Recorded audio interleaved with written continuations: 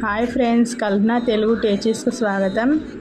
Egg noodles rice ఎలా prepare చేయాలో చెప్తాను చూడండి. బౌల్లో ఆయిల్ వేసుకొని ఎగ్గు బాగా వేయించిన తర్వాత అందులో కారం, ధనియా పొడి, salt, garam masala, tasty salt వేసుకొని అందులో మిర్చి, కరివేపాకు, కొత్తిమీర వేసుకొని రైస్ వేసుకోవాలి. అందులో ఉడకబెట్టిన నూడిల్స్ వేసుకొని కలుపుకోవాలి.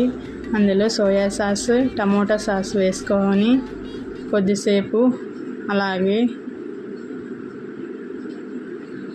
వేడి చేసుకోవాలి. అంతే ఫ్రెండ్స్, ఎంతో టేస్టీ ఎమ్మీగా ఉంటుంది. పిల్లలకు లంచ్ బాక్స్లోకి 15 మినిట్స్లో ప్రిపేర్ చేసి పెట్టవచ్చు. మీరు కూడా ట్రై చేయొచ్చు కదా. బాయ్ ఫ్రెండ్స్, లైక్ చేయండి, సబ్స్క్రైబ్ చేయండి.